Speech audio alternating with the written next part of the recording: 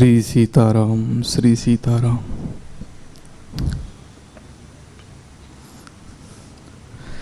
प्रेम से बोलिए श्री संकट मोचन हनुमान जी महाराज की, बाबा विश्वनाथ की। ओम नमः पार्वती पतये हर हर महादेव। ओम नमः शिवाय। श्री गुरुदेव चरण कमलेभ्यो नमः। श्रीमात्र पितृचरण कमलेभ्यो नमः। माता रामो मत्पिता रामचंद्रः, स्वामी रामो मत्सखा रामचंद्रः, सर्वस्व मे रामचंद्रः दयालु, नान्य जाने नैव जाने न जाने। वर्णानामर्थ संघानां रसानां छंदसामपि, मंगलानां च कर्तारो वंदे वाणी विनायको। हमारे आराध्य अनंत बलवंत संत केसरी नंदन शंकर सुमन कली पावनावतार श्री संकट मोचन हनुमान जी महाराज और हमारे पूज्य गुरुदेव, जिनकी कृपा से भगवान श्री राम भगवान श्री कृष्ण की कथा कह पा रहा हूँ, ऐसे हमारे पूज्य गुरुदेव मानस मार्तंड पंडित श्री अच्युतानंद जी महाराज और पूज्य बापू, जिनके सानिध्य में बैठ करके भगवान की पावन कथा कहने का सौभाग्य प्राप्त हो रहा है, ऐसे पूज्य बापू के श्री चरणों में सादर प्रणाम। यहाँ पर उपस्थित समस्त विद्वानों के श्री चरणों में मेरा सादर प्रणाम। आइए विचार किया जाए समय के अंतराल में ही। गोस्वामी तुलसीदास जी ने लिखा कि बड़े भाग्य मनुष्य तन पावा, असुर दुर्लभ सब ग्रंथ निगावा। बड़े भाग्य के बाद ये मनुष्य का शरीर प्राप्त होता है बापू। वो भी गोस्वामी जी ने लिखा कि कबहू करी अकरुणा नर देही। कभी कभी परमात्मा की जीव पे अकारण कृपा हो जाती है, तब ये शरीर प्राप्त होता है। और वो भी शरीर प्राप्त हुआ तो कहाँ हुआ? भारत भूमि पर हुआ, जिसके लिए कहा गया है कि सुदुर्लभ भारत जन्म।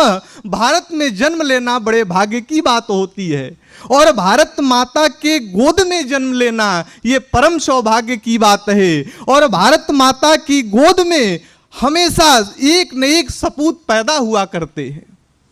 एक बार यही नेताजी सुभाष चंद्र बोस जर्मनी पहुंचे, और जर्मनी का हिटलर एक पार्क में बैठ करके अखबार पढ़ रहा था। जब सुभाष चंद्र बोस पहुंचे और पहुंच करके सुभाष चंद्र बोस ने हिटलर से प्रश्न किया, मिस्टर हिटलर, एक बात बताओ, यदि तुम्हारा जन्म जर्मनी में न हुआ होता तो किस देश में जन्म लेना पसंद करते? उस समय हिटलर ने कहा कि यदि हमारा जन्म जर्मनी में न हुआ होता तो मैं अमेरिका में जन्म लेना पसंद करता। सुभाष चंद्र बोस ने पूछा कि मान लो अमेरिका में भी न जन्मे होते तब? तो हिटलर ने कहा तब फिर मैं इंग्लैंड में जन्म लेना पसंद करता। सुभाष चंद्र बोस ने कहा मान लो इंग्लैंड में भी न जन्मे होते तब? हिटलर ने कहा कि मैं रूस में जन्म लेना पसंद करता। ये बातों का क्रम चल ही रहा था कि मिस्टर हिटलर ने प्रश्न किया, सुभाष चंद्र बोस, तुम भारत से आए हो, एक बात बताओ, यदि तुम्हारा जन्म भारत में न हुआ होता तो किस धरती पे जन्म लेना पसंद करते? उस समय नेताजी सुभाष चंद्र बोस की आंखें लाल लाल हो गई, भुजाएं फड़कने लगी। नेताजी सुभाष चंद्र बोस ने कहा, मिस्टर हिटलर, एक बात कान खोल करके सुन लो, यदि तुम्हारा जन्म जर्मनी में न हुआ होता तो अमेरिका में जन्म लेना पसंद करते, यदि अमेरिका में न जन्मे होते तो इंग्लैंड में जन्म लेना पसंद करते, यदि इंग्लैंड में न जन्मे होते तो रूस में जन्म लेना पसंद करते। लेकिन यह सुभाष चंद्र बोस का जन्म यदि भारत में न हुआ होता तो चुल्लू भर पानी में नाक रगड़ के मर जाता, लेकिन दूसरे देश में जन्म लेना पसंद नहीं करता। ये भारत माता के सपूत जहां जाते हैं दुनिया में अपना झंडा गाड़ करके आते हैं। और ऐसे हम लोगों का जन्म हुआ भारत भूमि पर, और इसी भारत भूमि पे रामचरितमानस की दो मैया हैं। एक मैया इसी भारत भूमि पर कथा श्रवण करने के लिए भगवान शंकर के साथ गई। गोस्वामी जी दर्शन करा रहे हैं कि एक बार त्रेता युग माही असंभु गए कुंभज सिपाही। तो संग में कौन चली कि संग सती जग जननी भवानी पूजही ऋषि अखिलेश्वरी जानी। भगवान विश्वनाथ के साथ मैया सती कथा को श्रवण करने के लिए गई, लेकिन मैया सती जब कथा में बैठी तो मां सती को संदेह हुआ। मैया सती को संदेह हुआ और कथा को मां सती ने मन से नहीं सुना। जब अगस्त जी कथा को सुनाने लगे, भगवान विश्वनाथ बड़े आनंदित होकर के सुन रहे हैं कि राम कथा मुनि बरजु बखानी तो सुनी महेश परम सुख मानी। भगवान शंकर तो बड़े आनंदित होकर के सुन रहे हैं, लेकिन मैया सती का कथाओं में मन नहीं लगा। परिणाम क्या निकला आप सभी लोग जानते हैं। परिणाम क्या निकला, यदि कथा को श्रद्धा से नहीं सुना जाए तो परिणाम क्या होता है। गोस्वामी जी दर्शन करा रहे हैं कि सती मरत हरिसन बर मांगा अजन्म जन्म शिव अपद अनुरागा। यानी कथाओं में मैया सती का मन नहीं लगा। उसका परिणाम क्या हुआ कि मां सती को जल जाना पड़ा। मैया सती को जल जाना पड़ा, कथा में मन नहीं लगा। और वहीं हमारी दूसरी मैया है जो जलने जा रही थी, मरने जा रही थी। अशोक वाटिका में मैया सीता, मैया जानकी लंका की धरती पर बैठी हुई है और मैया सीता कर क्या रही है कि जेहि विधि कपट कुरंग अधाई चले श्री राम असोच भी सीता राखी उर रटती रहती हरि नाम। लंका की धरती पर मैया सीता रट रही है, भगवान के नाम को रट रही है। और भजने और रटने में अंतर होता है। भजन जो होता है सामान्य स्थिति में किया जाता है, लेकिन जब विषम परिस्थिति होती है तो भजा नहीं बल्कि रटा जाता है। आज मैया सीता भगवान के पावन नाम को रट रही है। और जब रट रही थी उसी समय राक्षस राज रावण अशोक वाटिका में आया और मैया जानकी से कहने लगा, सीता मैया जानकी से कहने लगा रावण की तब अनुचरी अकर उपन मोरा लेकिन एक बार अबिलो की मम ओरा। हे सीता मेरे तरफ एक बार देख दो। जिस समय राक्षस राज रावण ने कहा कि सीता एक बार मेरी तरफ देख दो, उस समय सीता जी ने कहा कि मान लो मैं एक बार देख दूंगी तो तुम करोगे क्या। उस समय रावण ने कहा कि ये त्रिलोक, ये लंका का जो मुकुट है वो तुम्हारे चरणों में रख दूंगा। रावण ने कहा कि तब अनुचरी अकरहु पन मोरा, जितनी अनुचरियां हैं सबको मैं सेविका बना दूंगी, लेकिन एक बार तुम देख दो।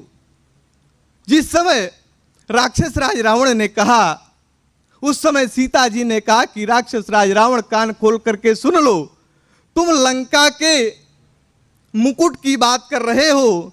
अरे लंका का नहीं बल्कि पूरे त्रिलोक का मुकुट भी हमारे चरणों में रख दिया जाए तो भी ये सीता पराये पुरुष को देखने वाली नहीं है। और जब मैया जानकी ने कहा तब रावण 1 महीने की अवधि दे करके चला गया। रावण ने कहा कि मास दिवस महु कहा न माना, तो मैं मारब अकाढ़ी कृपाना। 1 महीने की अवधि दे करके राक्षस राज रावण चला गया। मैया जानकी अशोक वाटिका में बैठी है। अब सीता जी सोचने लगी कि 1 महीने में मैं इस दुष्ट के बात को नहीं मानूंगी तो ये मार देगा। अब सीता जी सोचने लगी कि इससे बढ़िया है, इस दुष्ट के हाथ से मरने से अच्छा है कि मैं स्वयं ही कोई उपाय ढूंढ लूं मरने का। तब मैया जानकी ने त्रिटा से कहा कि त्रिटा, थोड़ा सा जहर का प्रबंध कर दो और मैं उसी को खा करके मर जाऊं, उसी को खा करके मैं मर जाऊं। उस समय मैया त्रिजटा ने कहा कि अरे त्रिजटा, तुम तो ऐसे परिवार की हो जहां ये सब शोभा नहीं देता। फिर जाकर के सीता जी ने त्रिटा से कहा कि त्रिटा कुछ उपाय कर दो, कुछ अग्नि का ही प्रबंध कर दो। मैया जानकी ने कहा कि हे त्रिटा, कुछ अग्नि का प्रबंध कर दो और मैं उसी में जल करके मर जाऊंगी। जिस समय मैया जानकी ने त्रिटा से आग मांगा तो उस समय त्रिटा ने कहा कि निसिनाया नाला मिली सुन सुकुमारी, आयस कहीं सो निज भवन सिधारी। त्रिटा ने कहा कि रात्रि हो गई है और रात्रि कालीन वेला में अग्नि नहीं मिलेगी। त्रिटा यह कह करके चली गई और हमारे हनुमान जी महाराज अशोक वृक्ष पर बैठे हुए हैं। हमारे हनुमान जी महाराज अशोक वृक्ष पर बैठे हुए हैं और मैया जानकी जब त्रिटा कह के चली गई तब सीता जी की दृष्टि आकाश में गई और सीता जी ने आकाश में जब देखा तो तारे जगमगा रहे थे। मैया जानकी ने तारों से कहना प्रारंभ कर दिया कि देखियत प्रगट गगन अंगारा, तो यवनी नयावत आए कहूं तारा।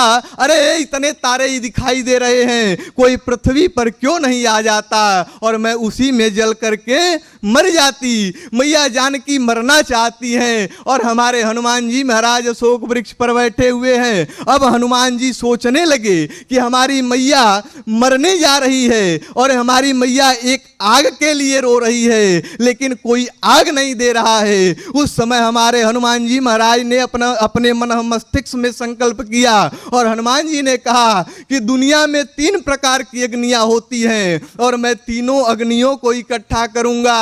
हनुमान जी ने कहा कि अपन जठर आग बड़ बागी सागरक, अपन का दवागी आगी आगी में मिलाए देव, आए हरो से आगी रहे वो हरो से आगी रहे और आगी बीच अगिया में अगिया लगाए देव। कहल पवन सुत ये तनो पनाही मिली, अरे तो सूरज के तोड़ ताड़ फिर से गिराए देव और माई मोरी एक अंगरा के बदे रोए देहलू तो काल सारी नगरी में अगिया लगाए देव। हमारे हनुमान जी महाराज ने अपने मन मस्तिष्क में संकल्प किया और इधर मैया जानकी जलने जा रही है। तब तक सीता जी की दृष्टि अशोक पर पड़ी और सीता जी ने अशोक से कहना प्रारंभ कर दिया कि सुनहु बीनाया मामा बिटा पायसो का सत्य नाम करू हरू माम सो का।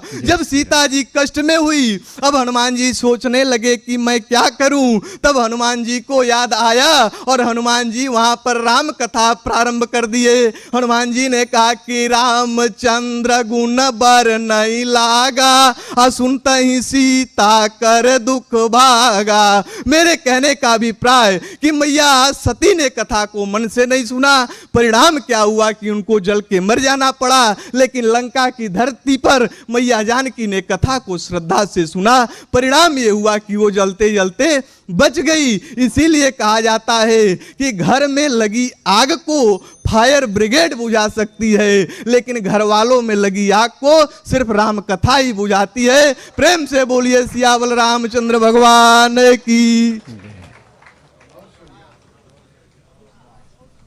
हमारे वरिष्ठ वशिष्ठ वक्ता अवशिष्ट ना रह जाएं।